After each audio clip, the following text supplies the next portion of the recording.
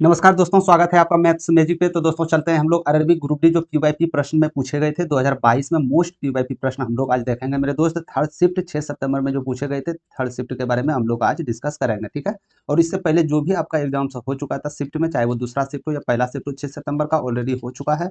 2022 में अगस्त से exam start था मेरे दोस्त। तो ए टू जेड हम 38 क्लास से पहले जितने भी इससे पहले क्लास 38 क्लास हो चुके हैं, तो ए टू जेड इन्फॉर्मेशन और ए टू जेड प्रश्न वहाँ पे अवेलेबल हैं। तो आप लोग यदि क्लास नहीं किए हैं तो जाके क्लास कर लीजिए। सफलता मेरे दोस्त उसी को मिलेगी जो हार नहीं मानेगा, निरंतर प्रयास। आप लोग एग्जाम डेट के भरोसे ना बैठे कि 17 नवंबर को एग्जाम होंगे या नहीं होंगे, कब भी एग्जाम होंगे आप अपनी तैयारी को बूस्ट रखें, ठीक है। बिल्कुल क्विकली सॉल्व के साथ हम लोग देखेंगे। तो चलते हैं सीधे प्रश्न की ओर बिना कुछ विलंब किए, ठीक है। पहला नंबर प्रश्न को आज हम लोग देखेंगे मेरे दोस्त। ग्रुप डी, ये तो आपको भली भांति पता होगा, 6 सितंबर 2022 थर्ड शिफ्ट में पूछे गए प्रश्न है, ठीक है। बोला गया है एक नंबर प्रश्न में चतुर्भुज है एबीसीडी में। एबी 17 सेंटीमीटर है, एबी की लंबाई 17 सेंटीमीटर दिया गया है, बीसी की लंबाई 8 सेंटीमीटर, सीडी का 9 और एडी का 12 है और एसी का 15 है। तो चतुर्भुज का क्षेत्रफल सेंटीमीटर स्क्वायर में क्या होगा ये आपको बताना होगा, ठीक है। तो सबसे पहले चतुर्भुज डायग्राम बना लेते हैं। तो ए बी 17 था, तो ए पॉइंट को हम ये इसको ए मान लेते हैं। अब बी पॉइंट कहीं ना कहीं ये मेरे पास होगा, तो इसको हम बी पॉइंट मान लेते हैं। समझ गए, यहाँ तक कोई कोई दिक्कत नहीं है, ठीक है। बी सी 8 सेंटीमीटर, तो बी और सी हम इसको सी मान लेते हैं। ये 8 सेंटीमीटर था और ये 17 सेंटीमीटर था, ठीक है। यहाँ तक समझ गए। सी डी 9 सेंटीमीटर है, यानी सी और कहीं ना कहीं डी इस रूप में यहाँ आएगा, तो सी डी 9 सेंटीमीटर है, अच्छी बात है। ए डी 12 सेंटीमीटर है, यानी कि ए और डी ये जो भुजाएं होगी मेरे दोस्त, माफ कीजिएगा, ये जो भुजाएं आपका होगा ये 12 सेंटीमीटर होगा, ठीक है। और ए सी 15 सेंटीमीटर है, ए सी कहीं ना कहीं इस दोनों के विकर्ण के रूप में काम करेगा, तो ए सी 15 सेंटीमीटर है। समझ गए यहाँ तक, कोई दिक्कत नहीं है, ठीक है। अब बोला गया है चतुर्भुज का क्षेत्रफल क्या होगा, यानी चतुर्भुज क्या, A B C D A, यानी इसका टोटल एरिया आपको बताना है, इसका क्षेत्रफल क्या होगा। तो मैं एक बात पूछ रहा हूँ मेरे दोस्त, इसमें आप देख सकते हैं कि जो भी आपका चतुर्भुज है इसमें एक विकर्ण है ना, विकर्ण है ना। तो आप एक ध्यान से देखिएगा मेरे दोस्त, तो विकर्ण के इस पार भी एक त्रिभुज का रूप है और इस पार भी एक त्रिभुज का रूप है या नहीं है, ये मैं पूछना चाह रहा हूँ, ठीक है। तो क्या मैं ये करूँ, इसका एरिया, अरे इस त्रिभुज का एरिया और प्लस इस त्रिभुज का एरिया यदि हम ऐड कर दें तो टोटल एरिया मेरे पास निकल जाएगा। इतना आप मानते हैं या नहीं मानते हैं, ठीक है। तो सबसे पहले हम इसका एरिया लिख लेते हैं, किसका, तो त्रिभुज ए सी डी का एरिया क्या हो जाएगा। तो ए सी डी का एरिया क्या हो जाएगा, त्रिभुज का एरिया क्या होता है, हाफ। आधार इसके प्रेजेंट में क्या है, 9 और ऊंचाई 12 है, ठीक है। तो यहाँ से 2 से 6 हो जाएगा, 9 की 54 सेंटीमीटर स्क्वायर एक का एरिया निकल चुका है, ठीक है। इसी प्रकार बात करेंगे ए बी सी के बारे में। तो ए बी सी में क्या हो जाएगा, हाफ। इसके लिए आधार आपका 8 होगा और ऊंचाई आपका 15 होगा, क्योंकि जानते हैं कर्ण हमेशा आधार और ऊंचाई से बड़ा होता है, ठीक है। तो हाफ गुना आधार गुना ऊंचाई। तो यहाँ से 5 2 चौके 8 हो गया, 15 चौके 60 सेंटीमीटर स्क्वायर हो गया। क्या ये दोनों का एरिया आ गया, जी हाँ, ये इसका और इसका दोनों का एरिया, दोनों को ऐड कर दीजिएगा आप, तो टोटल एरिया यहाँ से सेंटीमीटर स्क्वायर में निकल जाएगा। तो टोटल आपका एरिया 114 सेंटीमीटर स्क्वायर निकला। कुछ प्रश्न में नहीं था, बस सिर्फ आपको डायग्राम बनाना था, इसके अनुसार आपको सॉल्व करना था, ठीक है। स्किप करने के बजाय मेरे दोस्त प्रश्न को आप एक बार जरूर, कम से कम एक बार उसमें टाइम दीजिए, चाहे बने अथवा ना बने। समझ में आ गई। चलते हैं दूसरे नंबर की तरफ। दूसरे नंबर प्रश्न में बोला जा रहा है त्रिभुज ए बी सी और त्रिभुज पी क्यू आर के समरूप है। समझ गए, यानी कि दो सा त्रिभुज आपके सामने, दो त्रिभुज दिया गया था। एक त्रिभुज का नाम ए बी सी, भुजाएं जो थी ए बी सी था, अच्छी बात है। और दूसरा त्रिभुज जो था पी क्यू आर था, ठीक है। ये दोनों समरूप त्रिभुज है। क्या है, ये दोनों समरूप त्रिभुज है। तो समरूप त्रिभुज में बी सी और क्यू आर का वैल्यू 1/5 दिया गया है। तो बी सी यदि 1 है तो क्यू आर ये 5 हो जाएगा, ठीक है। तो आपसे पूछा गया है पी क्यू आर का एरिया और ए बी सी का एरिया का अनुपात क्या होगा, ये आपको बताना है। तो हमेशा इस बात को ध्यान रखेगा मेरे दोस्त, कोई भी समरूप, यदि समरूप त्रिभुज दिया है आपके सामने में, तो उसके भुजा का जो अनुपात का जो स्क्वायर होगा, यानी वर्ग होगा, यानी क्या वर्ग होगा, यानी इसके भुजा के स्क्वायर का स्क्वायर यदि कीजिएगा तो एरिया का अनुपात आ जाएगा। कैसे, जैसे मान के चलिए क्यू आर, अब बेटे बी सी, इसका अनुपात क्या है, तो आप बोल दीजिएगा 5/1 है। अरे है ना, 5/1 है।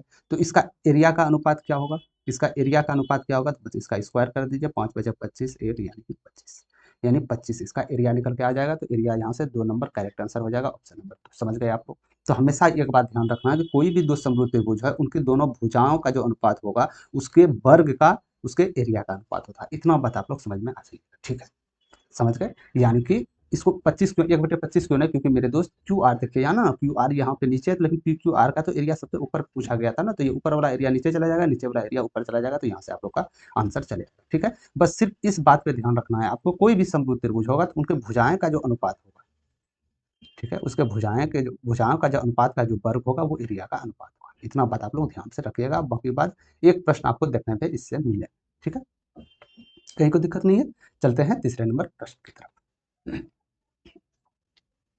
तीसरे नंबर प्रश्न में बोला जा रहा है मेरे भाई 50 से छोटी अभाज्य संख्याओं की कुल संख्या कितनी है ये आपको बताना है। यानी 50 से कम, 50 से छोटी अभाज्य संख्याएं कितनी है ये आपको बताना है। तो इस प्रकार प्रश्न निकालने के लिए आपको कहीं ना कहीं अभाज्य संख्याएं ज्ञात रहनी चाहिए। कौन कौन सी अभाज्य संख्याएं, तो पहली सबसे छोटी अभाज्य संख्याएं हम 2 3 हो गया, फिर 5 को लिख सकते हैं, फिर 7 हो गया। क्या 9 आएगा? जी नहीं, अभाज्य संख्या उसे कहते हैं जो एक और स्वयं से विभाजित, समझ रहे हैं। तो जो जो संख्याएं लिखा जा रहा है वो या तो एक से विभाजित है या जो संख्याएं हैं वो खुद से विभाजित है, समझ गए।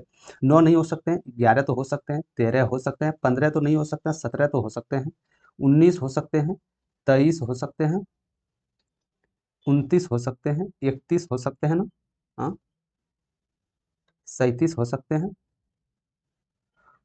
41 हो सकते हैं, 43 हो सकते हैं, 47 हो सकते हैं। ठीक है, 50 से नीचे यहाँ तक हो सकता है। तो कितनी संख्याएं हैं? 1 2 3 4 5 6 7 8 9 10 11 12 13 14 15, यानी कि टोटल 15 संख्याएं हैं जो कि 50 से नीचे अभाज्य संख्याएं हैं। टोटल कुल संख्याएं कितनी अभाज्य संख्याओं की जो 50 से नीचे हैं वो है 15। तो यहाँ से इजी वे आंसर आप लोग इजी वे दे सकते थे। ठीक है, इसका कोई ट्रिक्स नहीं है मेरे दोस्त, इसमें आपको अभाज्य संख्याएं आपको याद रखनी पड़ेगी इतना तक। और अभाज्य संख्याएं ये जो आप लिखिएगा तो इससे आप लिखने में बेहतर ये होगा कि आपका प्रैक्टिस होते जाएगा। ठीक है, फिर बाद में कंफ्यूज नहीं कर पाइएगा कि एक भी अभाज्य संख्याएं होगा कि नहीं होगा। ठीक है, तो यहाँ से आप इजी वे इसको निकाल सकते हैं। ठीक है, चलते हैं आगे की तरफ। बिल्कुल इजी प्रश्न थे। चौथे नंबर प्रश्न को ध्यानपूर्वक देखिएगा। ठीक है, चौथे नंबर प्रश्न में बोला जा रहा है मेरे भाई कि 2 अंकों की एक संख्या उसके अंकों के योग के 7 गुने के बराबर है। यानी 2 अंकों की कोई संख्या थी, उसका अंकों का योग कीजिए, उसका फिर 7 गुना कीजिएगा ना, तो जो 2 अंक संख्या था ना वो वैल्यू उतने बराबर निकलेगा। ठीक है, अंकों को आपस में बदलने पर प्राप्त संख्या मूल संख्या से 18 कम है।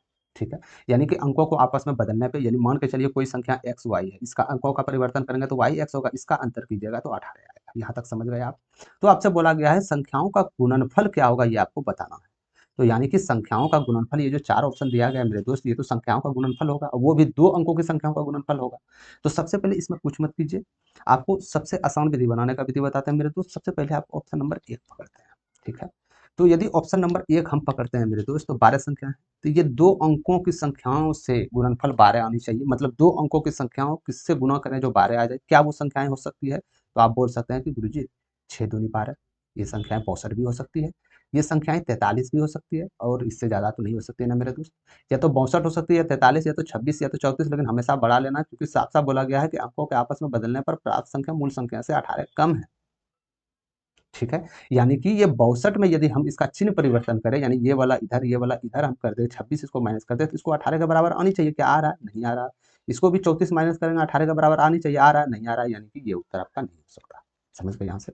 ऑप्शन छांटने विधि आना चाहिए मेरे दोस्त। यदि ऑप्शन छांटने विधि आपको पता आ गया तो कहीं दिक्कत आपको नहीं होगा। दूसरी ऑप्शन हम पकड़ते हैं 8। पहला ऑप्शन तो हो ही नहीं सकते हैं। ठीक है, पहला ऑप्शन नहीं हो सकता। दूसरी नंबर 8 पकड़ते हैं, तो 8 2 अंकों के गुणनफल संख्याएं करने पर 8 कौन सी वो संख्याएं 2 अंकों की हो सकती है? तो आप बोलिएगा 4 दूनी 8, या तो 42 हो सकती है, या 8 का 8, या तो 41 हो सकती है। ठीक है, क्या 81 में, क्या 81 में 18 माइनस करेंगे मेरे दोस्त, क्या वो संख्या 18 आएगा? कभी नहीं आएगा, यानी 81 नहीं होगा। इसी प्रकार यदि 42 में क्या हम इसका उल्टा संख्या कर दें 24, तो क्या 18 आ जाएगा? 100% आ जाएगा, यानी ये संख्याएं हो सकती है।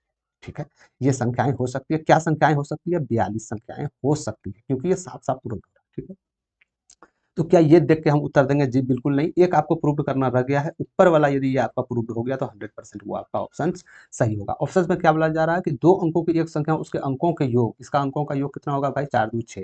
तो क्या इसका 7 गुना बराबर है? जी 100% 7 गुना बराबर है। इधर भी 7 6 42, इधर भी 7 6 42, ये हमेशा बराबर है। तो इसी के अनुसार आप लोग का उत्तर बी नंबर के साथ जाएगा, ऑप्शन नंबर बी, यानी 8 इज करेक्ट आंसर। समझ गए? तो इसके अनुसार 8 आपका करेक्ट आंसर है। ठीक है, 2 संख्याएं हमको जो ना कुछ झमेला नहीं पालना था, 2 संख्याओं का गुणनफल ही तो आपको यहाँ पे दिया गया है मेरे दोस्त। तो 12 को हम देख लिए 2 संख्याओं का गुणनफल, या तो ये हो सकता है या ये, लेकिन ये तो प्रूव साफ साफ हो नहीं रहा है। तो 8 को जैसे हम रखते हैं यहाँ से इजी वे, थोड़ा सा आपको एक्स्ट्रा एफर्ट लगाना होगा मेरे दोस्त इस प्रकार के प्रश्न में, यदि आप जल्दी करना चाहते हैं। ठीक है, कोई भी दिक्कत आ रहा है तो कमेंट सेक्शन में आप जरूर बेझिझक पूछ सकते हैं। यदि आपको सॉल्व अच्छा लग रहा हो, हल अच्छा लग रहा हो, तो आप लोग लाइक करके आप बता सकते हैं कि हाँ हमें पसंद आ गया। तो उसी प्रकार से जो भी इसका ट्रिक्स होगा या जो भी वैसा होगा कि आप लोग को यदि पसंद आ गया हो, तो उसी विधि से और भी जो भी सवाल हैं वो ए टू जेड लेके आप लोग के सामने आते रहेंगे। ठीक है, चलते हैं 5वां नंबर प्रश्न पे। 5वां नंबर प्रश्न को देखिएगा, बड़ा ध्यान से देखिएगा मेरे दोस्त। ये भी प्रश्न हर एक शिफ्ट में एक एक प्रश्न या एक एक दिन में एक एक शिफ्ट में आपसे पूछा जा रहा है। ठीक है, तो बोला गया है 3/7 पे पावर 8 है, 3/7 पे पावर -14 है, इसी प्रकार 3/7 पे पावर 3p-3 है। तो p का मान क्या होगा ये आपको बताना है। तो एक आपने फॉर्मूला पढ़ा होगा मेरे दोस्त, एक आपने फॉर्मूला पढ़ा होगा कि यदि a पे पावर m हो और ये गुणों के रूप में a पे पावर n हो, तो ऊपर जाके पावर जुड़ जाता है, m प्लस n हो जाता है। ठीक है, बशर्ते आपको ये देखना है कि ये इसका जो बेस है वो बेस समान रहे। जैसे ये भी बेस समान है, ये भी बेस समान है, पावर यदि अंतर है तो पावर ऊपर जाके जुड़ जाएगा, बेस वो आपका वही रहेगा। ठीक, यहाँ तक तो समझ गए। तो इसी प्रकार आप देख सकते हैं ये दोनों का तो बेस समान है या नहीं है? अरे ये दोनों का बेस समान है ना, तो बेस समान है तो क्या करेंगे हम, पावर जुड़ जाएगा, तो पावर 8 प्लस में 14 माइनस चला जाएगा तो -6 बचेगा। यहाँ तक समझ गए। इसके बराबर कर देना है 3/7 और इसका 3 पे -3 है। ठीक है, तो पावर बराबर के पार बराबर के आर पार दोनों बगल जो है इसका बेस समान है, तो बेस को हटा दीजिए, तो इसके बराबर वैल्यू पावर को बराबर करते हैं तो -6 बराबर 3, इसमें कॉमन ले लीजिए आप p-1। ठीक है, यहाँ से समझ गए। तो यहाँ से क्या आ जाएगा आपका मेरे दोस्त, यहाँ से जाएगा -2, तो यानी p-1 बराबर -2, यानी p बराबर क्या आ जाएगा, माइनस है, इधर जाकर प्लस हो जाएगा यानी -1। तो p का वैल्यू क्या निकला आपके पास, तो p का वैल्यू निकला -1। तो -1 is correct answer, option number 3। ठीक है, सिर्फ ये फॉर्मूला आपको याद रखना था, इससे बाकी बात कैलकुलेटिव आप इजी वे कर सकते थे। ठीक है, कहीं कोई दिक्कत नहीं है। चलते हैं छठे नंबर प्रश्न की ओर। छठे नंबर प्रश्न में बोला जा रहा है कि ए बी किसी कार्य को 18 दिन में पूरा कर सकते थे और बी सी उसी कार्य को 15 दिनों में पूरा कर सकते थे, जबकि ए सी उसी कार्य को 12 दिनों में पूरा कर सकते थे। तो एक साथ कार्य करने पे पूरा करने पे कितना समय में ये काम को पूरा खत्म कर सकते। ठीक है, ध्यानपूर्वक देखिएगा, कुछ भी प्रश्न में नहीं। ए बी बोला जा रहा था मेरे दोस्त, ए बी 18 दिन में करते हैं। इसी प्रकार बी सी यदि को लगाए उस काम के लिए तो 15 दिन में काम खत्म करते हैं। इसी प्रकार ए और सी को यदि हम लगाएं काम के लिए तो ये 12 दिन में काम को खत्म करता है। ठीक है, तो आपके पास एक काम होनी चाहिए जिसको ये कर रहा है टोटल, जिसको हम वर्क नाम देते हैं। एक आपके पास काम होनी चाहिए ना जिसको आप काम कीजिएगा, ऐसे हवा में थोड़ी काम कीजिएगा आप लोग। तो एक कुछ काम आप मानिए, तो आप काम उसे मानते हैं जो तीनों संख्याएं से भाग लग जाए, यानी कि साफ साफ इसको बोल सकते हैं कि तीनों संख्याओं का एलसीएम होनी चाहिए। तो तीनों संख्याओं का एलसीएम लेना होगा, तो इसका एलसीएम क्या हो जाएगा, तो इसका एलसीएम आपका 180 हो जाएगा। एलसीएम निकालने की विधि बता दिए गए हैं, बार बार सेशन में बताए जा रहे हैं, तो हर एक बार बताना अच्छी बात नहीं है। ठीक है, तो यहाँ से यदि मान के चलिए मेरे दोस्त, ये भी एक काम को 18 दिन में कर रहा था, टोटल काम आपके पास 180 इकाई है। टोटल काम तो यही इकाई है ना, टोटल काम ही तो माने 180 इकाई है। टोटल काम आपके पास इतना करना है, टोटल काम इतना करना है।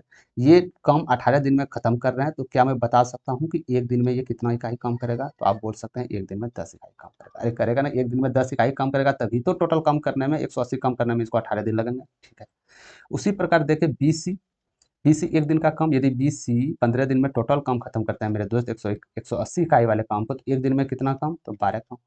ठीक है, उसी प्रकार एसी एक दिन का कितना इकाई काम कर लेंगे ये, तो 15 इकाई काम। ठीक है, यहाँ तक समझ गए, कहीं कोई दिक्कत नहीं है। तो यानी हम बोल सकते हैं कि एक दिन में, एक डे में a B plus B C plus a c का कितना काम होगा, यानी कि 12, 10, 22 और 15, 37 इकाई। क्या काम होगा कि नहीं होगा ये मैं पूछना चाह रहा हूँ। 37 इकाई काम होगा या नहीं होगा, होगा, जरूर होगा, क्यों नहीं होगा। यानी कि एक दिन में a B plus B C plus c काम करके 37 दिन इकाई में काम करते हैं। ठीक है, लेकिन आप यहाँ पे एक थोड़ा कॉमन सेंस लगाइएगा मेरे दोस्त, क्योंकि ए बी बी सी ए सी हर एक दिन दो दो कॉमन आ रहा है। जैसे ए पहला दिन क्या, फिर ए लास्ट दिन कर रहा है, मतलब कि दो चीज कॉमन आ रहा है सब में। तो दो चीज कॉमन आ रहा है मेरे दोस्त, तो ये जो 37 इकाई था, तो ये तो दोनों मिलके होगा ना, दोनों मिलके होगा ना। यदि हम एक डायरेक्ट यहाँ से ए बी सी का निकाले मेरे दोस्त, ए बी सी का एक इकाई कितना, तो 37/2 होगा कि नहीं होगा, ये आप हमको बता सकते हैं। क्या होगा कि नहीं होगा। अरे मेरे भाई, a B plus B C plus c a मिलके ही तो इतना इकाई काम करा, तो यहाँ से दो कॉमन ले लीजिएगा, तो ए प्लस बी प्लस सी मिलकर 37/2 ही तो होगा। वही तो हमने साफ साफ लिखा है कि 37/2 इकाई काम करेंगे। करेंगे या नहीं करेंगे, करेंगे, 100% करेंगे। तो यानी एक दिन में ए बी सी मिलकर इतना इकाई काम करते हैं, तो टोटल आपके पास इकाई जो है कितना इकाई था, टोटल 180 इकाई था। टोटल तो वही काम था ना मेरे दोस्त, 180 इकाई। एक दिन में कितना कर रहे हैं, 37/2, यानी कि 2 ऊपर जाएगा, तो टोटल काम करने में यहाँ से निकल जाएगा, यानी 360/37 इतना। ठीक है, तो कितना दिन में पूरा करेगा, ये आपका डे आंसर होगा। ठीक है, तो यहाँ से हम यदि देखते हैं 10 में करते हैं मेरे दोस्त, 37 को यदि 10 बार में 360 को भाग देते हैं 370 हो जाता है, यानी ऊपर यानी 10 तो नहीं होंगे, यानी 100% है कि 9 से ये कटेंगे, तो 9 से कटेंगे, 9 से एक ही ऑप्शन में दिया गया 9 पूर्णांक 27/37 बी इज करेक्ट आंसर। समझ गए? ठीक है, समझ गए? कुछ हम मत किए मेरे दोस्त, A B plus B C plus C है, ये देखिएगा दोनों दोनों में एक दिन 2 दिन इसमें कॉमन आ रहा है। ठीक है, समझ गए? यानी कि A B plus B C plus C एक दिन में 37 इकाई कर रहा था, यदि 2 कॉमन लेंगे तो ए प्लस बी प्लस सी का निकलेगा, तो वही तो हम किए 37/2 ए प्लस बी प्लस सी मिलकर 37/2 एक दिन में करता है, तो यहाँ से टोटल आप वर्क निकाल सकते थे। 9 पूर्णांक कितना निकला? 27/37, ये आपका आंसर होगा। समझ गए? थोड़ा कैलकुलेटिव करना पड़ेगा, इतना भी नहीं करना पड़ेगा, यदि आप लोग इसको बार बार प्रैक्टिस करते रहते हैं, प्रैक्टिस है आपका, तो इजिली वे आप लोग इसको कर सकते हैं सॉल्व। ठीक है, चलते हैं आगे की तरफ। 7वां नंबर प्रश्न को बड़ा ध्यान से देखेगा, ये प्रश्न में कुछ नहीं, बिना पेन उठाए इसको आप बना सकते हैं, या तो चाहे आप फार्मूला भी यूज कर सकते हैं। ठीक है, सबसे पहले फार्मूला की ओर हम चलें। ठीक है, सबसे पहले जो इसका मेथड से सॉल्व करने का विधि है, उस मेथड को हम लोग देखेंगे। तो सबसे पहले यहाँ देख सकते हैं कि ए यानी ए स्क्वायर ए क्यू हो जाएगा ये, यानी कि यदि आप इसको मेरे दोस्त ए मान लीजिए, यदि आप इसको बी मान लीजिए, तो क्या हो जाएगा यहाँ पे ए क्यू माइनस बी क्यू। अरे हो जाएगा ना, ये ए मानते हैं तो A cube minus B Q, इसको आप ए माने हैं, इसको आप बी माने हैं, इसको आप ए बी माने हैं, तो यहाँ से क्या हो जाएगा? A square plus B square plus A B. ठीक है, तो A cube minus B cube का फॉर्मूला आप लोग को पता होनी चाहिए, A minus B A square plus B square plus A B. इसी प्रकार नीचे यहाँ दिया गया है A square plus B square plus A B, यानी ये दोनों कट जाएगा, यानी आंसर जो आएगा ए माइनस बी आपका उत्तर आ जाएगा। तो ए माइनस बी क्या है आपके पास? ए कितना है? 183 है, माइनस बी कितना है? 73 है। यदि आप इसको माइनस करते हैं तो 0 1 1 यानी कि 110 आप लोग का करेक्ट आंसर आ जाएगा, ऑप्शन नंबर 4। समझ गए? तो ये तो हो गया कि आप फार्मूला यूज करके पेन द्वारा इसको बना सकते हैं। ठीक है, यदि आपको बोले कि पेन भी उठाने की आवश्यकता नहीं है, तो आप उसको क्या करेंगे? तो इस प्रकार यदि प्रश्न आ जाए मेरे दोस्त, तो आपको सिर्फ देखना है कि ए क्यू और बी क्यू का वैल्यू ऊपर है या नीचे है।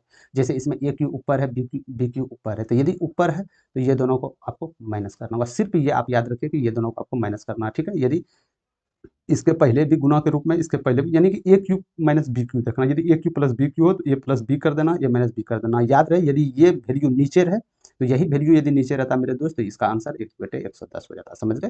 तो इसी वे आंसर में आप इसको प्रैक्टिस करते रहिएगा तो समझ में आपको आ जाएगा। आप देख रहे हैं ना, फार्मूला में तो साफ साफ कटा जा रहा है, ये फार्मूला में साफ साफ कट गया, तो ए माइनस बी का वैल्यू बचा, तो आप डायरेक्टली यहाँ से ए माइनस बी का वैल्यू इसको कर सकते हैं। ठीक है, यदि ये जो आपका सिक्वेंस दिया गया था ये नीचे रहेगा, ए क्यू माइनस बी क्यू नीचे रहेगा, तो 1 जो भी होगा इसको माइनस कर देना। ठीक है, समझ गए? और कुछ भी नहीं करना, चाहे आप फॉर्मूला लगाए अथवा नहीं लगाए, इसमें कोई मैटर नहीं रखता।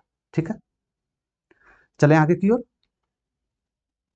8वां नंबर प्रश्न, ये भी ग्रुप डी में मेरे दोस्त पूछा गया प्रश्न है, और बहुत ही जबरदस्त प्रश्न है, आप लोग वीडियो पॉज करके इसको बना सकते हैं। ठीक है, हम सीधे प्रश्न की ओर चलते हैं।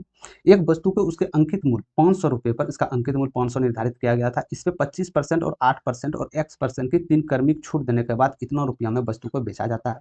समझ गए? यानी कि 500 रुपया एक वस्तु का मूल्य था, उसमें पहली बार 25% डिस्काउंट दिया, फिर 8% डिस्काउंट दिया, फिर x% डिस्काउंट दिया, यानी इसका वैल्यू हमको पता नहीं है, यानी x% डिस्काउंट देने के बाद वस्तु का जो सेल प्राइस जो निकला, जो विक्रय मूल्य निकला, 303 रुपया 6 पैसा निकला, 60 पैसा निकला। ठीक है, तो यही यदि वही वस्तु पे, कौन वस्तु पे? ये 500 रुपया जो निर्धारित, यदि यही वस्तु पे 33 प्लस x%, 33% तो ऑलरेडी यहाँ दिया गया, x% जो लास्ट वाला छूट था, यदि x% जोड़ के टोटल इसमें एकल छूट पे बेची जाती है, तो विक्रय मूल्य क्या होगा आपको बताना है। तो सबसे पहले इसको हमको छूट देने के लिए x का वैल्यू तो निकालना होगा। यदि x का वैल्यू निकल जाएगा मेरे दोस्त, तो यहाँ से सिंपल जोड़ के हम इसका उतना परसेंट निकाल लेंगे। ठीक, समझ गए? तो इसका अंकित मूल्य कितना था? 500 रुपया था ना, अंकित मूल्य 500 रुपया था।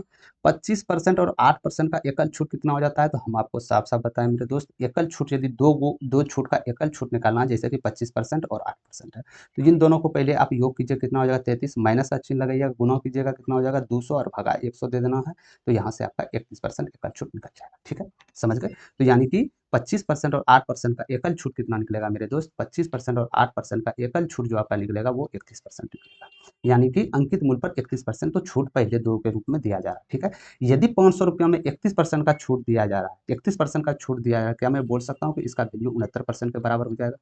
अरे मैं बोल सकता हूँ ना मेरे दोस्त, यदि मान के चलिए 100% में आप 31% छूट दिए, तो 69% का तो वैल्यू आप लिखिएगा। छूट देने का मतलब है कि उसका पैसा आप नहीं ले रहे हैं, तो यानी 500 का 69% कितना हो जाएगा? 345 हो जाएगा या नहीं हो जाएगा? 345 रुपया हो जाएगा। ठीक है, 345 रुपया होगा या नहीं होगा, हम ये पूछना चाह रहे हैं। ठीक है, हो जाएगा। लेकिन ये तो 2 ही छूट पे हम निकाले 345 रुपया, तीसरा छूट तो बाकी है। तीसरा छूट कितना है? x% है, तो x% तीसरा छूट देने के बाद वस्तु का मूल्य क्या निकल रहा है? 303 रुपया 6 पैसा, यही तो निकल रहा है। ठीक है। तो हमको एक्स का वैल्यू निकालना है ना, एक्स का वैल्यू निकालना है। तो कितना इससे डिस्काउंट दिया रुपयों में, परसेंटेज निकालना है, तो पहले आपको रुपयों में कितना डिस्काउंट दिया देखना पड़ेगा। तो 345 में 303.6 आप यदि करते हैं मेरे दोस्त, 41.4 आ जाएगा। ठीक है, इतना डिस्काउंट दिया रुपयों में, किस पे दिया, 345 पे दिया। तो 100 में यहाँ से परसेंटेज मेरा निकल जाएगा। तो 5 छके 30, 5 45 और 5 दूनी 10। ठीक है, ये 10 मतलब उड़ेगा तो ये इसका चले जाएगा। क्या ये जा रहा है 5 बार में, 6 बार में, 9 की 54, 6 हाँ 6 बार में जा रहा है। तो यानी इसका कितना निकला, 12%। तो एक्स का वैल्यू क्या निकला आपके पास, अरे एक्स का वैल्यू क्या निकला आपके पास मेरे दोस्त, एक्स का वैल्यू 12% ही तो निकला। तो क्या बोला जा रहा है, 33% और एक्स परसेंट, तो 33% और प्लस 12%, कितना परसेंट हो गया, 45%। यानी कि साफ साफ बोला रहा है कि जो वस्तु का मूल्य आपका था ना, जो वस्तु का अंकित मूल्य था, कितना अंकित मूल्य था, 500 रुपया अंकित मूल्य था, इस पे 45% छूट देके बेचा है। यदि 45% आप छूट दे दिए 100% में से, तो 55% का तो वैल्यू रह जाएगा मेरे दोस्त। तो इसका 55% निकाल लीजिए, विक्रय मूल्य आपका निकल के आ जाएगा। तो 55% कितना हो जाएगा, 275 हो जाएगा। यही आपका करेक्ट आंसर होगा। समझ गए, correct answer option number A 275। समझ गए, समझ गए क्या, ठीक है। कुछ नहीं करना था, सिंपल 33 और एक्स परसेंट का वैल्यू निकालना था मेरे दोस्त। तो यहाँ से हम यदि एक्स परसेंट का वैल्यू निकाल लेते हैं तो इजी वे इसको यहाँ से हम निकाल सकते हैं। तो वही एक्स परसेंट निकालने के लिए चाहे तो आप 500 का पहले 25% डिस्काउंट देकर निकालिए, फिर 8% का। हम यहाँ एकल डायरेक्ट 31% दोनों मिला के कर दिए, क्योंकि इजी कैलकुलेशन में आसानी हो, टाइम कम खपत हो और जल्दी प्रश्न बने। समझ गए, इसी विधि से हम यहाँ दोनों का एकल छूट निकाल दिया। अब एक्स परसेंट जो लास्ट में छूट दे रहा था, इसको यहाँ से हम परसेंटेज के रूप में निकाल लिया है यहाँ पे, और ये एक्स परसेंट जो निकला 33 में जोड़ के इसका वैल्यू हम निकाल दिए। ठीक है, कोई दिक्कत आ रहा हो तो आप लोग कमेंट सेक्शन में जरूर पूछ सकते हैं। उसका जो भी निराकरण होगा अगले वीडियो में लेके आप लोग के पास जरूर आऊंगा। ठीक है, यदि वीडियो पसंद आ रहा है मेरे दोस्त, लाइक जरूर कर दीजिएगा। और जितने भी न्यू बच्चे हैं जो कि मैथ्स में जिसको परेशानी आ रहा है, जिसका आने वाले एग्जाम्स की, चाहे वो ग्रुप डी हो, एलपी हो, टेक्नीशियन हो, एनटीपीसी 12th लेवल मेंस हो, ए टू जेड आप लोग टेंशन मत लीजिए, बिल्कुल क्विकली सॉल्व के साथ आप लोग को सॉल्व किया जाएगा। ठीक है, चलते हैं 9वां नंबर प्रश्न की ओर। ये भी प्रश्न दमदार प्रश्न है मेरे दोस्त, ये प्रश्न को आप स्किप मत कीजिए ही तो अच्छा है। ठीक है, एक व्यक्ति ने एक वस्तु को पहले उसके अंकित मूल्य पर D% छूट देकर बेचा। ठीक है, फिर समान अंकित मूल्य पर एक और छूट देकर 405 रुपये में वस्तु को बेचा। यदि वस्तु का अंकित मूल्य 540 रुपये है तो डी का मूल्य क्या होगा आपको बताना। ठीक है, अंकित मूल्य क्या दिया गया था आपके पास, 540 रुपया था ना, अंकित मूल्य आपके पास 540 रुपया था। तो साफ साफ बोला जा रहा था कि अंकित मूल्य पर पहले डी परसेंट की छूट दिया गया, इसमें D% की छूट दिया होगा, कुछ छूट देने के बाद कुछ मूल्य निकल के आया होगा मेरे दोस्त। इसमें भी बोला जा रहा है, इसमें भी छूट D% का दे रहा है, दूसरे में भी छूट, साफ साफ अंकित नहीं किया है, लेकिन भाषा आपको समझना होगा। मैथ से मेरे दोस्त कुछ भाषा नहीं देने के बावजूद भी यदि आप समझ जाते हैं तो आप फिर सही रास्ते पे हैं। ठीक है, तो यहाँ साफ साफ बोला जा रहा है, फिर समान अंकित मूल्य पर एक और छूट देकर 405 रुपये में बेचा जाता है। यानी D% एक और छूट दिया, तो ये वस्तु का विक्रय मूल्य क्या निकला, अरे विक्रय मूल्य क्या निकला मेरे दोस्त, 405 रुपये निकला। यहाँ तक समझ गए आप लोग, क्या समझ गए यहाँ तक। यानी अंकित मूल्य 540 रुपया था, पहले कुछ छूट दिया तो कुछ मूल्य निर्धारित होगा यहाँ पे, फिर इसमें D% की छूट दिया तो 405 मूल्य निर्धारित होगा। ये हमेशा याद रखिएगा, ये जो दोनों छूट दिया गया है, दोनों छूट सेम। ठीक है, तो यानी सिंपली हम डायरेक्टली यहाँ से छूट निकाल लेते हैं, पहले कितना परसेंट के डायरेक्ट छूट मिला है। तो यानी 540 रुपया वस्तु था, फाइनली आप 405 रुपये में बेचे हैं, 405 रुपये में बेचे हैं। तो यानी कितना रुपया का यहाँ आपका छूट मिला है, 135 रुपये का मिला है ना, 135 रुपया का साफ साफ बता सकते हैं, 135 रुपया का छूट मिला है। ठीक है, किस पे मिला है, 540 पे मिला है, हमेशा 100 से गुना करना है। ठीक है, तो ये 0 0 चला गया, अच्छी बात है। 9 छके 54 चला गया, 9 9 1 9, 9 5 45। ठीक है, फिर 6 से यदि करते हैं, 3 5 15, 3 दूनी 6 हो गया, फिर 2 से ये 5 हो गया, तो 5 5 25%। यानी कि दोनों छूट मिला के कितना परसेंट हो रहा है मेरे दोस्त, 25% हो रहा है। यानी कि 2D का वैल्यू 25% हो रहा है, तो डी का वैल्यू कितना हो जाएगा, तो 12.5% हो जाएगा। तो यही 12.5% आपका इजी आंसर होगा, करेक्ट नंबर ऑप्शन नंबर। समझ गए आप लोग, ठीक है। तो हम नहीं पता मेरे दोस्त, चाहे तो आप इसको ऑप्शन से भी बना सकते हो। ऑप्शन से कैसे बनाते हैं, 540 रुपया रखे, इसमें आप ऑप्शन से रखते हैं 12.5, यानी 1/8 रखते हैं, फिर इसका 1/8 निकालते हैं, फिर 1/8 निकालते हैं, तो आपका 100% 405 होता है। ठीक है, यही आप 12% रखते हैं, इसका 12% करते हैं, इसका भी 12% निकाल कर माइनस करते हैं, 405 कभी नहीं आता।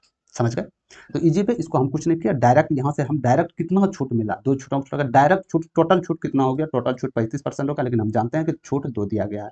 यानी 2D का वैल्यू 25% है, डी का वैल्यू 12.5% हो जाएगा। तो यहाँ से आप इजीली आंसर दे सकते थे। ठीक है, ठीक है, मजा आ रहा है, चलते हैं आगे की तरफ। 10वां नंबर प्रश्न में बोला जाएगा मेरे दोस्त, चतुर्थानुपाती, इसको बताना है कि चतुर्थानुपाती क्या होगा। ठीक है, तो चतुर्थानुपाती बनाने के लिए सबसे पहले आपको ये करना होगा कि 15 है, ये अनुपात में 10 है, समानुपात 12 है और अनुपात x है। तो यही तो चतुर्थानुपाती आपसे पूछा जा रहा है। तो ये रेशियो में है, रेशियो हमेशा बेटे के रूप में होगा, ये बराबर होगा, यानी 15/10 बराबर 12/x। ठीक है, तो यहाँ से 5 दिया 15, 5 दूनी 10 चला जाएगा, तो यहाँ से 3x बराबर 24 आ जाएगा, यानी x बराबर 8 आ जाएगा। तो x का वैल्यू क्या निकला? 8 निकला। x को आप क्या माने थे? अरे चौथे अनुपाती तो x था ना, तो x का वैल्यू 8 निकला। Correct answer option number A. बिल्कुल ईजी प्रश्न थे, घबराने की जरूरत नहीं है, इसको किसी भी तरह आप करके सॉल्व कर सकते हैं। ठीक है, चलते हैं 11 नंबर प्रश्न की ओर। 11 नंबर प्रश्न में बोला जा रहा है 7.896 को पावर बार है, पी बटे क्यू के रूप में व्यक्त करना है आपको, और क्यूब 0 के बराबर वैल्यू नहीं होनी चाहिए। ठीक है, समझ। संख्याएं क्या था? 7.8964। ठीक है, कितने पे पावर बार थे? 3 पे पावर बार थे।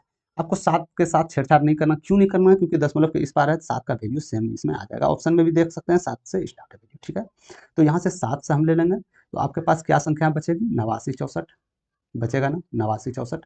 जितने पे पावर बार है, जिस पे पावर बार नहीं है उसको आप माइनस करते हैं, भली भांति जानते होंगे, यानी कि 8 पे पावर नहीं है छत, तो 8 को माइनस करना है। जितने पे पावर छत है उतना उसको डबल 9 स्टार दीजिए, जिस पे नहीं है उसमें एक जीरो आप बिठा दीजिए, उसको घर से हटाइएगा, जीरो वैल्यू उसका रहेगा। ठीक है, तो यहाँ से इजी वे सॉल्व कीजिएगा, तो 7 पूर्णांक जो हो जाएगा मेरे दोस्त, तो यहाँ से 8 6 के 14 हो जाएगा ना, 8 6 14 हो जाएगा, यहाँ 5 हो जाएगा, 89 हो जाएगा। ठीक है, और बेटे 9 जीरो हो जाएगा। यहाँ तक समझ गए आप? अरे क्या समझ गए आप? ठीक है, तो यदि आप इसको मेरे भाई इसको कैलकुलेट करते हैं, क्योंकि दूसरे ये जाने वाला है, तो क्या आ जाएगा? 7 पूर्णांक 2 चौके 8, 2 चौके 8, 2 सत्ते 14, 2 अठे 16, यानी 4478 बेटे। 44 क्या आ रहा है? 7 पूर्णांक 44, 7 पूर्णांक 4478 एक ही ऑप्शन में है, 3 नंबर 23 करेक्ट आंसर है। ठीक है, समझ गए? तो यानी इसका वैल्यू 4995, यदि 2 से विभाजित करते हैं तो यही आपका कैलकुलेटिव आंसर आ जाएगा। ठीक है, ध्यान रहे यदि ये 0.7 के पहले ये 7 नहीं रहता तो डायरेक्ट आपका वैल्यू ये आता 4474 बेटे 4995, लेकिन 7 का वैल्यू है दशमलव के रूप में, ये तो प्लस के रूप में है ना। अरे ये तो प्लस के रूप में है, ये तो यूं ही लिखा जाएगा आंसर में जहां भी होगा, तो यहाँ से आप इजी पे दे सकते थे। समझ गए? चले 12वां नंबर प्रश्न की ओर। 12 नंबर प्रश्न में बोला जा रहा है कि यदि एक लंब वित्तीय बेलन का आधार की त्रिज्या 20% कम कर दी जाए और इसकी ऊंचाई 125% बढ़ा दी जाए, तो आयतन में कितने परसेंट की वृद्धि होगी, यह आपको बताना है। समझ गए? बोला जा रहा था कि पहले एक बेलन था मेरे दोस्त, पहले आपके पास एक बेलन दिया गया था, ये एक बेलन है। ठीक है, ध्यान से समझिएगा, इसका एक त्रिज्या दिया गया और इसका एक ऊंचाई दिया। ठीक है, ऊंचाई। तो इसमें क्या बोला जा रहा है कि त्रिज्या को 20% कम कर दिया जाए, तो त्रिज्या इतना था तो इसको 20% कम कर दिया जाए तो छोटा हो जाएगा, छोटा होगा ना। ठीक है, और ऊंचाई को 125% बढ़ा दिया जाए, कहीं ना कहीं ऊंचाई ज़्यादा हो जाएगा। अरे ऊंचाई ज़्यादा होगा कि नहीं, ये त्रिज्या 20% कम कर दिए, इसको भी 20% कम कर दिए, तो ऊंचाई 125% ये बढ़ गया। ठीक है, तो आपको बताना है कि इसके आयतन में कितने प्रतिशत की वृद्धि हुई, जो इसका पहले आयतन था और अब जो आयतन है, कहीं ना कहीं आयतन तो बढ़ेगा ना। अरे नहीं समझे, यदि त्रिज्या को आप घटा दीजिए मेरे दोस्त, लंबाई को बढ़ाइएगा तो आयतन तो बढ़ेगा ना। तो कितने परसेंट आयतन की वृद्धि हुआ ये आपको बताना। ठीक है, तो बेलन का आयतन क्या हो जाता है? पाई आर स्क्वायर एच हो जाता है या नहीं हो जाता है? ठीक है, आप कुछ मत कीजिए, आप कुछ मत कीजिए यहाँ से, आप त्रिज्या को 10 मान लीजिए, या 100 भी मान सकते हैं, 10 इसीलिए क्योंकि कैलकुलेशन आसान होगा। ठीक है, और आप ऊंचाई को भी 10 मान सकते हैं। ठीक है, इसके प्रेजेंट में हम दोनों के आयतन को देखें। ठीक है, तो सबसे पहले की ओर चलते हैं, इसका बात कर लेते हैं। तो इसमें यदि पाई है, त्रिज्या कितनी है? 10, तो 10 10 ही 100, और इसका 10 हो जाएगा, यानी कि पहले वाला जो आयतन होगा मेरे दोस्त वो 1000 पाई होगा या नहीं होगा, मैं ये पूछना चाहता हूँ। यानी कि ये आयतन तो इसका निकला ना, ये आयतन इसका निकला ना, निकल गया। ठीक है, कितना निकला? 1000 पाई निकला पहले का आयतन। ठीक है, अब हमको वृद्धि करना है और कमी भी करना है, कहीं ना कहीं अब ये हमको लिखना पड़ेगा। ठीक है, तो इसका भी आयतन पाई आर स्क्वायर आ जाएगा। थोड़ी है कि लंबाई को बढ़ा दिए गए और त्रिज्या को घटा दिए गए तो क्या उसका आयतन का फॉर्मूला थोड़ी बदल जाएगा, पाई आर स्क्वायर एच ही तो होगा। तो पाई, ठीक है, त्रिज्या में कितने परसेंट की कमी कर दिया गया? 20% की कमी। 20% का वैल्यू 1/5, 10 का 1/5 कितना हो जाएगा? 2, यानी 2 कमी कर दिया 8, तो 8 अठे 64। ठीक है, 8 अठी 64 लिख लीजिए, यहाँ पे 8 गुना 8 लिख लीजिए, अच्छी बात है। और ऊंचाई क्या हो जाएगा? ऊंचाई 125% बढ़ा दी गई है। तो ऊंचाई आपके पास पहले क्या था? 10, इसका 125% बढ़ाने का मतलब है 125% का वैल्यू पहले निकाल लीजिए, 25 पंचे 100, 25 पंचे 125, 25 चौके 100, तो यहाँ से 2 आ गया, यहाँ से 5 हो गया, 5 बजे 25 में 2 से भाग दीजिएगा तो 12.5, यानी 12.5 इसमें ऐड होगा, यानी 10 में 12.5 ऐड होगा तो 22.5 आ गया। ठीक है, तो यहाँ से दशमलव उड़ाइएगा तो ये जीरो आ जाएगा मेरे दोस्त। तो 5 चौके 20 और 5 25, 5 दूनी 10, 2 से 4 जाएगा। समझ गए? तो यानी इसका यदि करते हैं तो 5 चौके 20, 2 हो जाएगा, 4 चौके 16, 2 18, गुना 8 पाया हो जाएगा, आ जाएगा नहीं आ जाएगा जीरो, इतना पाया हो जाएगा निका वाला का आयतन। ठीक है, तो ये न्यू वाला का आयतन है, पर आयतन को कमी करने के बाद ऊंचाई को बढ़ाने के बाद क्या आयतन निकला मेरे पास? इतना। पहले का आयतन कितना था? 1000 पाए, अब कितना निकला? 1440 पाए। कितना बढ़ा? अरे कितना बढ़ा? तो आप बोल सकते हैं ना 440 पाए बढ़ा। किस पे बढ़ा? 1000 पाए पे बढ़ा। 100 में कितना परसेंटेज निकालने के लिए हमेशा 100 से आप गुना करते हैं, तो यहाँ से दे दीजिएगा, तो यहाँ से 44% आपका इजी वे निकल जाएगा। यानी कितना परसेंट आयतन बढ़ा आपका? 44% बढ़ा। Correct answer option number. ठीक है, समझ गए। चलते हैं आगे की ओर। कुछ नहीं था, आयतन आपको करना था। चाहे आप इस जगह कुछ भी संख्याएं मान सकते, चाहे आप यहाँ 10 मान सकते थे, 1 मान सकते थे। हम इसीलिए यहाँ पे 10 माने क्योंकि कैलकुलेशन थोड़ा सा आसान हो। 100 मानेंगे कैलकुलेशन थोड़ा लंबा होगा, ठीक है। तो आप लोग जिस पे अनुकूल हो, जो इजी वे आंसर दे सकते थे, उसको आप लोग पकड़िएगा मेथड से, ठीक है। चलते हैं 13 नंबर प्रश्न की ओर। इसमें बताया गया मोड क्या है। अब जो हिंदी मीडियम बच्चा है, अब मोड क्या, यदि उसको, एक सपोज दैट बता रहा हूँ मेरे दोस्त, यदि उसको पता नहीं है मोड क्या है, तो इसके इंग्लिश में भी जो दिया गया था ना, वहाँ भी मोड ही दिया गया था, ना कि वहाँ और कुछ बताया। तो मोड मतलब बहुलक होता है, समझ गए आप लोग। तो कुछ इंग्लिश पर्सन भी आप लोग को याद वर्ड रखना होगा, जिसमें कि आपको दिक्कत ना हो। तो इसमें बहुलक, बहुलक क्या होता है, जो मैक्सिमम बार रिपीट करो, जो सबसे ज्यादा बार आए, उसे ही तो आप बहुलक कहते हैं। तो इसमें सबसे ज्यादा बार क्या आ रहा है, तो यदि 71 देखते हैं तो 1 2 3 बार आ रहा है, ठीक है। और हम देख लेते हैं, तो यदि हम 83 देखते हैं तो 1 2 3 4 5, 83 5 बार आ रहा है मेरे दोस्त। क्या 83 5 से और प्लस कोई आ रहा है क्या, 1 2 नहीं, एक ही ऑप्शन आपका आ जाएगा, 83 इज करेक्ट आंसर। साफ साफ बहुलक पूछा गया था, इसमें जो सबसे ज्यादा था वो आपको लिखना था। 83 साफ साफ दिख रहा है, 5 83 है, और बाकी बात कोई ऐसी संख्या नहीं है जो 5 हो या 5 से ऊपर हो, ठीक है। तो मोड मतलब बहुलक होता है, याद रखिए। चलते हैं 14 नंबर प्रश्न की ओर। टाइम एंड वर्क का सवाल है, ये लोग आप लोग देखिएगा, ये सवाल पूछे जाते हैं, ठीक है। बोला गया है कि 3 मैन प्लस 2 औरत किसी काम को 8 दिनों में खत्म कर सकते हैं, समझ गए। उसी प्रकार 2 मैन और 3 औरत उसी काम को 10 दिनों में खत्म कर सकते हैं। तो आपको बताना है कि 2 मैन और 1 औरत उस काम को कितने दिनों में खत्म करें, ठीक है। तो सबसे पहले इसका हमको दक्षता निकालना होगा, सबसे पहले इसका हमको क्षमता निकालना होगा कि आखिरकार कितनी महिलाएं के बराबर कितनी पुरुष काम कर रहा है, ये निकालना। तो ये निकालने के लिए क्या अपना, अरे भाई मेरे दोस्त, निकालना पड़ेगा ना, इक्वल तो कीजिएगा ना किसी के रूप में। तो आपको ये तो निकालना पड़ेगा कि एक दिन में जितनी महिलाएं काम कर रहे थे उतने कितने पुरुष काम करेंगे। तो इसको निकालने के लिए आप दोनों का, जो भी दोनों का कार्य था, ये दोनों को बराबर करना पड़ेगा। तो बराबर करने के लिए सबसे पहले टोटल कार्य को करिए, 8 या 24 मैन गुना कीजिएगा, 8 दूनी 16 वोमेन। इसी प्रकार नीचे से आप गुना कीजिएगा इसको, 10 दूनी 20 एम, यानी 20 में प्लस 10 या 30 वोमेन, ठीक है। यदि आप बराबर के इस बार लाते हैं तो 4 मैन बराबर, यदि आप इसको लेते हैं तो 14 वोमेन। यानी आप साफ साफ बोल सकते हैं कि 2 मैन एक दिन में जितने काम करेंगे उतने 7 औरतें काम करेंगी, ठीक है। यदि आप ये निकाल लिए तो आपके लिए कहानी बहुत ही ईजी हो जाए, ठीक है। समझ गए यहाँ तक। तो यानी कि 2 मैन एक दिन में जितना काम करेंगे उतना 7 औरतें काम करेंगी, ठीक है। तब आपको यदि 2 मैन 1 औरतें निकालना है तो आपको किसी एक चीज में कन्वर्ट करना होगा मेरे दोस्त, चाहे वो मेन में कन्वर्ट कीजिए या फीमेल में कन्वर्ट कीजिए। तो हम डायरेक्ट फीमेल में कन्वर्ट करते हैं। तो 2 मैन बराबर 7 औरत, तो यहाँ 2 मैन बराबर 7 औरत हम लिख सकते हैं, बराबर ही तो है, ठीक है। तो टोटल यहाँ वुमेन कितना आ गया, 10 औरत। तो 10 औरत किसी काम को 10 दिन में कर सकते हैं, साफ साफ हम बोल सकते हैं। इसीलिए बोले किसी एक में चेंज करना है आपको, इससे क्या होगा, निकालने में आसानी, क्योंकि क्षमता दोनों का अलग अलग है, ठीक है। इसी प्रकार 2 मैन बराबर 7 वुमेन, तो 7 1 8 वुमेन। तो अब आपसे यहाँ से निकालना है मेरे दोस्त, 10 औरत किसी काम को 10 दिन में काम खत्म करते हैं, तो 8 औरत कितने दिनों में खत्म करेंगे। तो ये बात हमेशा याद रखिएगा, कहीं ना कहीं इससे ज़्यादा दिन में खत्म करेंगे क्योंकि औरत कम है, ठीक है। तो यहाँ से टोटल काम निकालिए, टोटल काम 10 औरत द्वारा 10 दिन में कितना काम किया गया, इतना। तो 8 औरत कितना दिन में करेंगे, तो 8 से भाग दे दीजिएगा यहाँ पे, ठीक है। तो यदि 8 से आप भाग देते हैं, 2 से ये 5 हो जाएगा, 2 से ये 5 हो जाएगा, 2 दूनी 4 से 2 हो जाएगा, यानी कि 12.5 दिन में ये 2 मैन और 1 औरत काम को खत्म कर देंगे। कितने दिन में, 12.5 दिन में। करेक्ट आंसर ऑप्शन नंबर 4, समझ गए, ठीक है। तो ये हमको निकालने का एक ही विधि था मेरे दोस्त, कि आखिर हमको क्षमता देखना था महिला और औरत का, कितने महिलाएं कितने औरत के बराबर है। यदि ये आप निकालिए तभी तो आप एक चीज में कन्वर्ट कर सकते हैं, तभी तो आप कोई चीज निकाल सकते हैं। यदि मान के चलिए 2 मेन 3 यहाँ से हम लेके चलते हैं मेरे दोस्त, तब तो बड़ा दिक्कत हो, क्योंकि मेन का क्षमता अलग होती है, फीमेल की क्षमता अलग होती है, यानी पुरुष और महिला की क्षमता अलग अलग होती है। तो आप डायरेक्ट यहाँ से निकाल नहीं सकते हैं ना, तो डायरेक्ट या तो आप मेल में कन्वर्ट कीजिए या आप फीमेल में कन्वर्ट कीजिए, इसके अनुसार आंसर आप दे सकते हैं, ठीक है। समझ गए। चलते हैं आगे की ओर। 15 नंबर प्रश्न में बोला जा रहा है कि एक समबाहुभुज की भुजाओं की संख्या जिसके सभी अंतःकोणों का योग 27 हो। तो कोई भी बहुभुज हो उसके अंतःकोणों का योग जो है उसका एक फॉर्मूला होता है मेरे दोस्त, 2n-4 इंटू 90 डिग्री, ठीक है। ये अंतःकोणों का योग कितना है, 2700, इसको 2700 के बराबर करना। यहाँ तक समझ गए आप लोग, ठीक है। यानी 2n-4 इंटू 9 डिग्री बराबर 2700। कोई भी बहुभुज की भुजाओं की संख्या, मतलब जो भी बहुभुज होगा आपका मेरे दोस्त, उसके सभी अंतःकोणों का योग जो होता है ना, तो अंतःकोणों का योग का फॉर्मूला ये होता है, ठीक है। तो अंतःकोणों का योग का फॉर्मूला ये है, लेकिन है अंतःकोणों का योग कितना, 2700 डिग्री। तो यहाँ से आप इजी वे इसको आप घटाइए, तो यहाँ से ये यदि चला जाएगा तो 9 या 27 30 आ जाएगा। तो यानी 2n बराबर 34, n बराबर 17। तो भुजाएं कितनी है इसके पास, तो भुजाएं 17 है, तो 17 आप यहाँ से इजी वे जा सकते हैं, ऑप्शन नंबर बी, ठीक है, ठीक है। कोई दिक्कत नहीं है।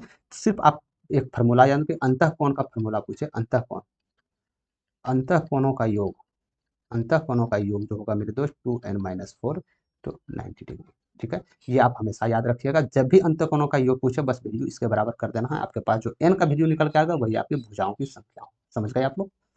ठीक है, चलते हैं आगे की तरफ। 16 नंबर प्रश्न को देखिएगा। एक व्यक्ति ने कुछ 50 पेन और पेंसिल खरीदने पर 273 रुपये खर्च किए। ठीक है, 50 पेन और पेन 50 टोटल सामान खरीदा, उसमें कितना पेन था कितना पेंसिल था हमको पता नहीं था, लेकिन इतना पता है कि 273 रुपया ये खर्च किया है। और ये भी पता है कि एक पेन का दाम 6 रुपया और एक पेंसिल का दाम 5 रुपये है, तो उसे कितने पेन खरीदे ये आपको बताना। ठीक है, तो इसको भी दो विधि से बना सकते हैं, चाहे तो आप ऑप्शन से बना सकते हैं, चाहे तो आप इसको मेथड से बना सकते हैं। यदि ऑप्शन से बनाते हैं तो चुटकी में बनेगा, मेथड से बनाते हैं थोड़ा समय लगेगा। सबसे पहले हम मेथड की तरफ चलते हैं। ठीक है, सबसे पहले मेथड की ओर देख लेते हैं कि आखिरकार मेथड में इसकी क्या रहने वाला है, कैसे सॉल्व किया जाएगा। तो सबसे पहले एक पेन की कीमत हम मान लेते हैं दोस्त, एक पेन की कीमत 6x है, 6 है। ठीक है, एक पेन की कीमत 6 है, तो हम मान लेते हैं पेन की संख्या x, और उसी प्रकार हम मान लेते हैं पेंसिल की संख्या y। यदि पेन की संख्या x है, 1 रुपया का 6 पेन है, तो टोटल दाम इसका 6x आ जाएगा। इसी प्रकार इसका दाम 5 रुपया एक पेंसिल का, तो टोटल दाम 5y आ जाएगा या नहीं आ जाएगा? ठीक है, तो यहाँ से 6x टोटल पेन लिए, टोटल पेंसिल लिए, इसका कीमत 273 रुपया आ गया। यहाँ तक समझ गए आप लोग? ठीक है, और ये भी हम मानते हैं, तो x और प्लस y क्या माने थे? अरे पेन और पेंसिल ही तो माने थे, x और y, तो ये दोनों का योग क्या हो जाएगा? 50 हो जाएगा। अरे हो जाएगा या नहीं हो जाएगा, मैं ये पूछना चाह रहा हूँ। 50 हो जाएगा ना? अरे हो जाएगा ना 50, क्योंकि x पेन को माने हैं, y पेंसिल को माने हैं, तो साफ साफ बोला जाए पेन और पेंसिल 50 हुआ। ठीक है, तो आपको कुछ नहीं करना है, ये एक का वैल्यू बराबर करना है 20 का, जिसमें कि कर सके, तो इसको सिंपली आप 5 से गुना कीजिएगा, तो ये 5x हो जाएगा, 5y हो जाएगा, 5 पे जबकि माइनस चले जाएगा, तो यानी x बराबर जो हो जाएगा 2.5 हो जाएगा, यानी 23। यानी x का वैल्यू क्या निकला आपके पास? 23 निकला। तो यहाँ से आप इजीली जा सकते हैं कि 23 पेन है। समझ गए? क्या समझ गए? तो यहाँ से इजी पे आप लोग जा सकते थे, टोटल 23 पेन है। अब हम बात कर लेते हैं ऑप्शन विधि से कैसे आप इसको बनाइएगा। ऑप्शन विधि से मान लेते हैं कि पेन इसमें 23 है, मान लेते हैं, ऑप्शन तो आप ऑलरेडी निकाल चुके हैं, तो पेन मान लेते हैं हम 23 है। तो यदि पेन 23 है 50 में से, तो पेंसिल कितना होगा? 27 होगा। और एक पेन की कीमत 6 रुपया, तो 23 पेन की कीमत 6 से गुना कीजिए, 6 तिया 18, 1 7 12 1 13, 138 रुपया। और एक पेंसिल की कीमत 5 रुपया, 27 पेंसिल की कीमत क्या हो जाएगा? 5 हो जाएगा, 10 5 35, यानी 135 हो जाएगा। समझ गए यहाँ तक? यदि आप इसको ऐड करते हैं, यदि आप जोड़िएगा, तो आपका 273 वैल्यू के बराबर आनी चाहिए। यदि 273 वैल्यू के बराबर आ जानी चाहिए, तो आपको हमेशा पता रहना चाहिए कि जो भी ऑप्शन हम उठाए वो हमेशा सही होगा। तो क्या हो जाएगा ये? 8 5 13, 1 3 3 6 1 7, 100% 273 आ रहा है, तो यानी जो पेनों की संख्या हम उठाए थे 23, वो 100% सही है। तो यहाँ से भी आप लोग जा सकते हैं। बताइए, हम ये भी नहीं करते, हम इसको डायरेक्ट कैलकुलेट भी नहीं करते मेरे दोस्त, हम डायरेक्ट यहाँ से 6 18 इकाई डिजिट पे 8 7 35 इकाई डिजिट पे 5, यानी इकाई डिजिट पे 3 आएगा, 3 मिल रहा है, तो यहाँ से भी आप लोग इजी पे जा सकते थे। ठीक है, तो कैसे बनाना है, समय आपको बचाते चलना है, किस मेथड से बनाना है, तो ये चुनाव आपको करना है। मेरा काम है आपको दोस्त बताना कि हाँ इस मेथड से भी जा सकते हैं, इस मेथड से, बाकी बात चुनाव आपको करना है। ठीक है, तो इसमें भी आप इजी वे जा सकते हैं और इसमें भी जा सकते हैं। ठीक है, जिसमें कि ज़्यादा ज़्यादा आपको सोचने उचने की जरूरत नहीं पड़ेगा, तो आप लोग ऑप्शन विधि से जा सकते हैं, बिल्कुल इजी वे आप लोग दे सकते हैं। चलते हैं 17 नंबर प्रश्न की ओर। 17 नंबर प्रश्न में बोला जा रहा है कि यदि ब्याज अर्धवार्षिक रूप से, अर्धवार्षिक मतलब 6 महीनों में ब्याज, अर्धवार्षिक, वार्षिक, अर्धवार्षिक यानी आधा वर्ष, यानी 6 महीनों में आपका ब्याज लग रहा है। 20% वार्षिक चक्रवृद्धि था। अब बताइए 20% वार्षिक, सालाना 20% है, लेकिन लग रहा है कितना? 6 महीना के लिए, यानी कि रेट आपका तो 10% होना चाहिए, होना चाहिए ना, होना चाहिए। ठीक है, और ब्याज संयोजित होता है, तो 1 वर्ष के बाद इतना रुपया धनराशि कितना हो जाएगा? तो टाइम क्या दिया गया था? 1 वर्ष। अरे 1 वर्ष दिया गया था टाइम मेरे दोस्त, यानी कि 6 महीना में लग रहा है आपका ब्याज, तो 6 महीना में काउंटिंग कीजिएगा आप, तो यानी 6 महीना, एक साल में 2 बार चले आएगा, 6 महीना 12 महीना, तो यानी टाइम आपका 2 साल चले आएगा। तो क्या पूछा जा रहा है आपका? कंपाउंड इंटरेस्ट यानी चक्रवृद्धि ब्याज पूछा जा रहा है। तो सबसे पहले कंपाउंड इंटरेस्ट हम परसेंटेज में निकाल लेते हैं, तो इजी वे यहाँ से हम निकाल सकते थे। तो 10% दर से 2 ईयर्स का कंपाउंड इंटरेस्ट क्या होगा? तो हम आपको बार बार हम आपको चिल्ला के बता रहे हैं मेरे दोस्त कि 10% दर से 2 वर्ष का कंपाउंड इंटरेस्ट निकालना है। तो सबसे पहले आपको गुना कीजिए, 10 दूनी 20, दशमलव लगाइए, रेट का स्क्वायर कर दीजिए, 10 100, यानी दशमलव के बाद 2 ही अंक रहना चाहिए, जो एक बचा है ये इसमें 8 हो जाएगा, यानी कि इसका कंपाउंड इंटरेस्ट 21% होगा। तो कंपाउंड इंटरेस्ट यदि 21% होगा, तो मूलधन कितना था आपके पास? 16,000। तो 16,000 का 21% निकाल के इसमें जोड़ना होगा। अरे जोड़ना होगा या नहीं जोड़ना होगा, मैं ये पूछना चाह रहा हूँ। ठीक है, 21% को आप जोड़िए, तो ये दोनों चला गया, तो 16 से करते हैं, तो 16 1 16, 1 16 दूनी 32, 1 33, यानी ये जो संख्याएं आ जाएगा, इसमें तो ऐड ही करना है ना इतना परसेंट, ये तो ब्याज आपका सिर्फ आ गया ना 3, सॉरी माफ कीजिएगा, ये 9 आ जाएगा, ये हो जाएगा 360 आ जाएगा। क्या ये संख्याएं आ रहा है आपके पास? क्या ये आ रहा है 19,360? तो जी 19,360 एक ही में है, ऑप्शन नंबर ए इसका आंसर। समझ गए आप लोग? ठीक है, तो यानी कि ये 21% जो निकला 10% की दर से 2 साल के लिए जो 21% निकला, ये आपका कंपाउंड इंटरेस्ट है, चक्रवृद्धि ब्याज है ये, ना कि मिश्र धन। आपसे मिश्र धन पूछा जा रहा है, यानी कि 16,000 जो हम लगाएंगे तो उधर से कितनी राशि प्राप्त होगी, उसी तो मिश्र धन कहते हैं कि मूलधन और ब्याज जोड़ के जितने राशि आपके पास आए उसे मिश्र धन कहते हैं। तो 1600 का 21% निकाले, ये तो ब्याज निकल गया। ब्याज कितना निकला? 336। अरे यही ब्याज निकला ना 336। तो ब्याज यदि इसमें ऐड कर देंगे तो कितना हो जाएगा? 19,360। ठीक है। और यदि आप ऐसा नहीं करना चाहते हैं तो आप डायरेक्टली निकालना चाहते हैं तो आप 16,000 को मूलधन को लीजिए, 21% आपका ब्याज है तो मिश्र धन क्या हो जाएगा? 121%। हमेशा 100% मूलधन होता है तो इसको इसका 121% निकाल लीजिएगा मेरे दोस्त, तो आपका उत्तर 19,360 आ जाएगा। चाहे आप जैसे विधि से निकाले वो आंसर आना तय है। ठीक है, समझ गए? तो ये 121% जो होगा ये आपका मिश्र धन होगा, मिश्र धन होगा। ठीक है, समझ गए? उतना झमेला नहीं पालना है, कुछ भी नहीं करना है, जैसे आंसर खोजा गया था वैसे आपको देना। समझ गए? चलते हैं 18 नंबर की तरफ। इसको देखिए, आप नहीं समझे इसको मेरे दोस्त। कंपाउंड इंटरेस्ट हम निकाल चुके हैं। कंपाउंड इंटरेस्ट यानी ब्याज, जितना रुपया पे कितना परसेंट, यानी 10% की दर से 2 साल का 16,000 जो आप लगाइए, 21% सिर्फ ब्याज है। लेकिन आपसे मिश्र धन पूछा गया है तो ब्याज, मूलधन में ब्याज को जोड़िएगा तभी तो मिश्र धन होगा। पहले 16,000 का 21%, तो आप ब्याज तो पहले निकाल लीजिए। तो 16,000 का 21% 336 आपका ब्याज निकलेगा ना, 3360 निकलेगा या नहीं निकलेगा, ये पूछना चाहता हूँ। तो यहाँ से आप इजी वे निकाल सकते हैं, या तो इस तरह नहीं करना चाहते हैं तो 16,000 है, इससे भी सिंपल लेना चाहते हैं 2 वर्ष के लिए 10%, तो पहला 10% निकालिए। ठीक है, तो पहला 10% का 1600, 1600 इसमें ऐड करके जो भी संख्या होगा फिर इसका 10% निकालिएगा, बस टोटल यहाँ से आपके पास निकल जाएगा। ठीक है, जिससे भी विधि बनाइए आपको बनना तय है।